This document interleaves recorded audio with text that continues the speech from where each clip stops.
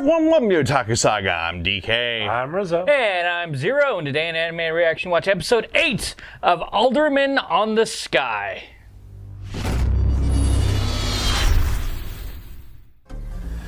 If you want to check out our reaction to the 8th episode of Alderamin on the Sky, hit that link in the description below. And be sure to give us feedback in the comments section because we love hearing from you. And as always, if you like what you see, subscribe to Otaku Saga. And don't forget to like and share our videos. And thanks for watching. So in this episode of Alderamin on the Sky, we continue the war. Yep. We find out that Kana and her platoon, or her group of soldiers, front lines basically, have run into a trap.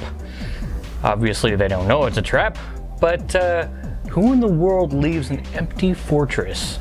Yeah. Oh, God. It just keeps on proving over and over and over again that all the officers in this conflict, well, all the officers in their country are completely incompetent. Yep. Reminds me of the real world. But yeah, no, it really does in certain cases. Yeah. People are fucking dumb, especially some people in higher forms of authority. Well, you can really look back to some of the wars when when technology started to become modernized with with better machining techniques, the invention of rifling, like they were talking in this episode. You look back to wars like the American Civil War or World War I, and they're just like slaughter fests because they're still using old tactics With new technology. Yep. And that's kind of what it feels like to me. But in this one, we find out that Ikta and his group of people are now in charge of the supply train to the front lines, and they end up running into a few problems. And one is a barricade that's set up to stop supply lines. Well, it seems to be just a full-on fortress in a mountain valley. But it definitely inhibits the supply line. Well, yeah. Well, no, it's not exactly. The thing that was inhibiting the supply line was that one of their fortresses fell, which is there's actually a lot that went on in this episode, because you get the supply runs by Ikta and his group, and then they end up getting thrust into battle because they're really close to the front line, and then the front line breaks, and the Cadets group ends up shoring up the front lines, and honestly, they should all get medals from this. But then the Cadet group is tasked with reclaiming a lost fortress, which they do admirably. Well, not less just than an hour. In less than an hour. And with 0 casualties. Again with 0 casualties. And then basically a guy escaped from that fortress that Kana was at and told them that there was a fortress up the road that was under siege, but the Cadet group couldn't advance up there quickly enough because of the altitude. Well, I think that was more based on a decision by Ikta, who is currently the captain in charge, who decides to stop the march and wait at a specific point in altitude for a couple days in order to acclimate everybody to the altitude. Yeah. Well, in this day and age, that's technically a smart move. However, I'm sure that we're probably going to see some fallout in the next episode where some pussy commander, because all the commanders in this army are a bunch of wusses. Like seriously, all the nervous commanders that they showed, or all the nervous officers that they showed in this, holy crap. There are some balls. Yeah. They're also trying but to... yeah, there's probably some nervous officer that's going to blame it all on Ikta because he didn't march straight up there and get all his troops killed. You know. Yeah, well, I mean, they're also trying to, like, watch their own asses, too. Yeah. They're all, you know, conniving sons of bitches anyway. So that doesn't help. But yeah, they're totally gonna put it all on Ikta, and, yeah. You know that's gonna happen. At the end of the episode, Ikta and Yatori end up going up into the fortress because they realize that nobody's moving up there, and they find the entire fortress slaughtered. Totally. Wholesale. Like, I don't. Out of everything that I saw there wasn't a single enemy corpse. Well, the enemy obviously was using the altitude to their advantage. And also, when you saw them surround the fort, yeah, they greatly outnumbered our, the Kashvarnians. Well, honestly, with the way that the altitude sickness was going, they probably ended up just walking in there and like, oh, bayonet you, yeah, bayonet you, and bayonet you, because they're all lying on the ground, you know, sick. And I am really saddened by Kana dying. You know it was going to happen. Obviously. I knew it was going to happen from when they introduced her character. Yep. Oh, But she's cool and she's dead. It's just like, oh man. hell, in the beginning of the episode, we're like, yeah, Kana's totally gonna die. Yep. And then she has that conversation, and then he just knew. About Yep. about her looking forward to meeting Ikta again. You know it's coming, but it still doesn't help. I know, right? It still hurts. I think the one thing that I sort of like and at the same time dislike about this is we didn't actually see Kana die. We just saw her corpse. Yeah, Shielding that guy that she was talking to. Basically, Probably a really close friend.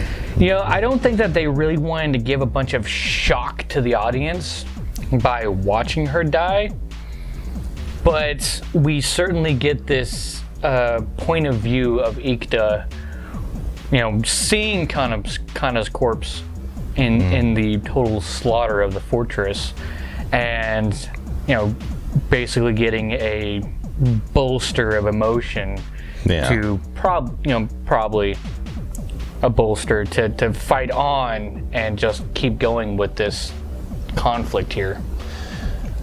The enemy has made a grave mistake. They pissed him off. They pissed off Ikta, They pissed off the main and character. now he's going to find a way to slaughter them all.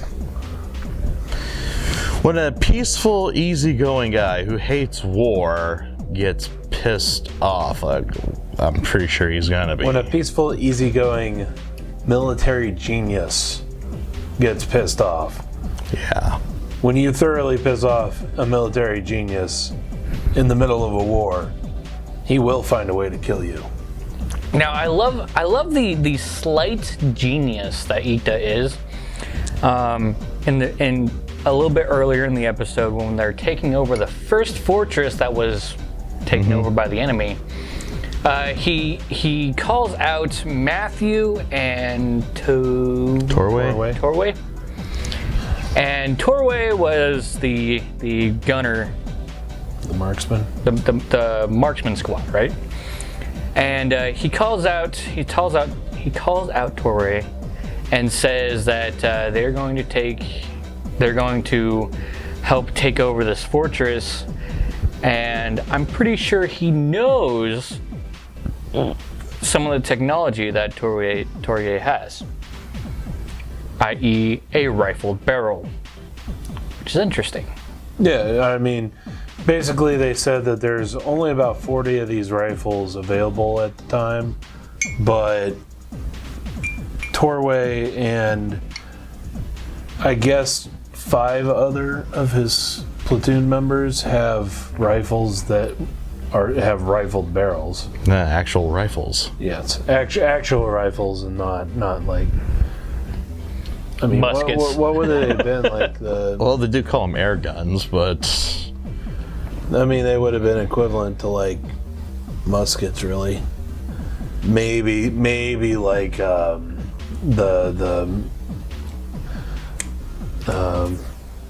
like the guns used in the Civil War, where they shot the mini balls rather than the musket balls. Yeah. So conical shaped rounds instead of round rounds. They're more accurate. I just call them pelicans and Even steroids. without rifling, they're more accurate. But if you don't understand what that is, you should probably look it up. I think they explain what, rifling? Yeah. I think they explained it well enough here. I mean, it's grooves in a rifle barrel, spins the bullet, and keeps it stable in flight. Yep. That's pretty much what they said. It really is interesting, the aerodynamics of it. But if you just deal with a spherical thing that's rolling down a barrel, it can roll in any direction, literally any direction. And because it can do that, you get different types of aerodynamic effects. That's why, like, way back in the day when muskets were first being used on the battlefield, that's why you get big armies lining up very close to each other. Yeah. And firing volleys is because, well, a single guy is probably not going to hit anything. You shouldn't fire until you see the whites of their eyes. Yeah. So not just a bad. That's why. That's why you saw that. But Matthew was definitely worried about all this. I felt that Ikta was a little bit wrong in calling out Matthew in that regard. Where he's like, "Oh, you're excellent at explaining that you don't know anything." That was kind of mean, because basically Matthew was excellent at explaining to the limitation, like what he knew based off of information that's been given to him. So it's not like he was wrong. Yeah. Yeah, but he's supposed to. They just purposely withheld the information, so he sounded like an idiot. Yeah. Which unfortunately is the majority of. He's the butt of the series, really. Well, it's not just Matthew. I mean, like, there are people in what's the word I'm looking for? The higher up positions. Senior positions? Command positions? But those type of positions, there are specific things that they just won't talk about just to make you look stupid.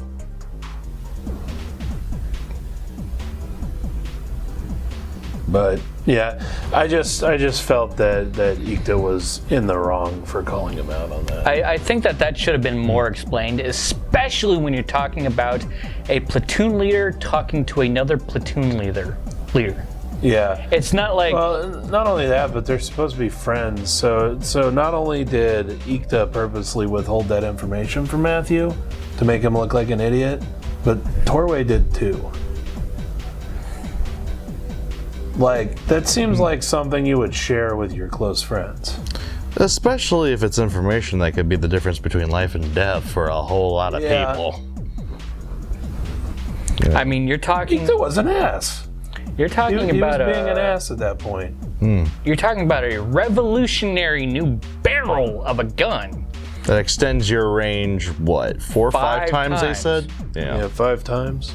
It goes from like 150 meters to 500, 600 meters. Yeah, that's the difference between trying to crash the gates and firing from the hills, like they did. Yeah. That's, yeah, like I said, life and death difference. Mm-hmm. But, yeah, in the end, they find the last fortress completely overrun, and again, barren. Yeah. I'm wondering about that. I want to put that out there, that the fortress that Kana was a part of, taking over that. I'm kind of wondering, actually, what I think is that they probably have a secret way in to that particular fortress. I wouldn't doubt it. Because when they came up, the gates were just open, like normal. So I think they might have a secret way into that fortress, But the which is why they keep leaving it barren so that the enemy takes control of it. Then they sneak in and kill them all. so the guerrillas kind of have tunnels like the Viet Cong or something. Maybe. Well, I mean, look, That would make look sense, at actually. the position of the fortress in general. I mean, it's sitting on top of a nice hill, surrounded by an area of flat, Yeah. and then a canyon on either side. It's basically a nice big pimple. Well, exactly what you want out of a fortress. Yeah, it's easily defendable. It's you can view out over all the sides, and the only thing that you can't really look over is the canyon walls. And I'm 100% positive there has to be an underground way to get in there. Yeah, I mean, at this point, I can only think that they're leaving it barren on purpose so that an enemy platoon or company or whatever comes in, tries to defend it. Even if they're not counting on the altitude, they could just be like waiting until they go to sleep and then sneaking in and killing all the guards and then killing everybody in their sleep. Because that would be a brilliant trap, especially in this time period. Yeah. Like during this time period, I'm fairly certain that the air rifle is fairly new technology, especially with the new rifling stuff, where you can't really hit things from very far. So it would take rifling, to actually get those distances and hit somebody from basically the top of the wall, out over the horizon or something like that, where you can actually see somebody. It would take them coming right up to the wall's edge to actually use the muskets and stuff like that. It depends on the size of the force. Yeah. Because I mean, if the force is big enough, just fire in their general direction. As long as the ball doesn't hit as long as the ball doesn't hit the area before where their army's standing, you're gonna kill somebody. Yeah, but you still gotta You can't aim. You probably have a 50-50 chance of hitting something. Maybe. Those are wildly inaccurate. But anyway, let us know what you thought of the anime, what you thought of our reaction in the comment section below. Yep, thumbs up if you like it, thumbs down if you don't. But that's gonna do it for this episode of Anime Reaction. I'm DK. I'm Zero. And I'm Rizzo. See you next time.